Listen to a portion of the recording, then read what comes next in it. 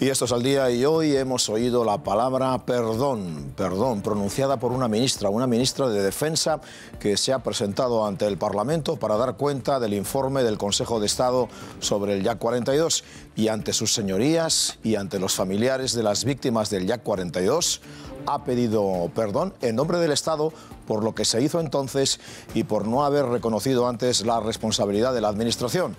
El Estado pide perdón, y esto es algo completamente nuevo, inusual, diría incluso que insólito, porque el poder suele tirar de soberbia cuando se trata de estos casos, como si las razones del corazón fueran algo completamente ajeno a la razón de Estado, como si el Estado fuera un ente que nunca yerra, que siempre tiene razón. Digo el poder, pero en general la palabra perdón está desterrada del lenguaje político, a pesar de que los políticos son quizá los personajes que más nos decepcionan casi todos los días. La única duda que nos queda después de esta tarde es la siguiente: si se pide perdón en nombre del Estado, ¿no debería ser Rajoy el que lo pidiera? O quizá el rey como jefe de eso, del Estado. Han pasado 14 años desde aquella tragedia. No es que hoy tengamos más información, no hay grandes revelaciones. La ministra no ha contado nada nuevo, nada que no supiéramos. Nos ha refrescado, eso sí, la memoria. Nos ha dado detalles sobre la contratación del avión, nos ha dicho que la factura de aquel vuelo nunca se presentó porque realmente el avión nunca llegó a su base de destino en Zaragoza.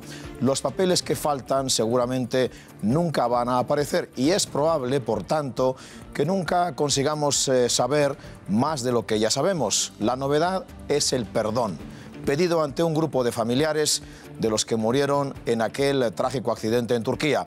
Al perdón hemos llegado después de 14 años. No quedaba mucho más que añadir que ese gesto cordial de reconocer que las cosas no se hicieron bien y que la gestión de aquel accidente fue un continuo atropello de razones y de sentimientos.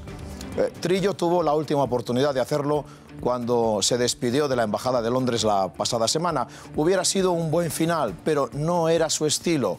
Prefirió mantenerse enrocado en esa fría dignidad, sin ceder un milímetro, como si en los últimos 14 años hubiera estado manteniendo un pulso con las familias del que debía salir vencedor.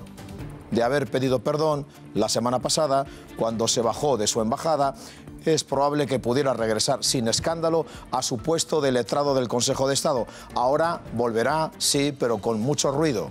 La causa del Yak-42 ya había atravesado todo su recorrido judicial. Solo le faltaba ese tramo de empatía con las familias de las víctimas, ese último paso para cerrar un proceso que se había enquistado hasta que el Consejo de Estado emitió ese informe final en el que reconocía la responsabilidad estatal. Al Estado, al Gobierno, le ha costado 14 años cerrar esta crisis con una petición de disculpa.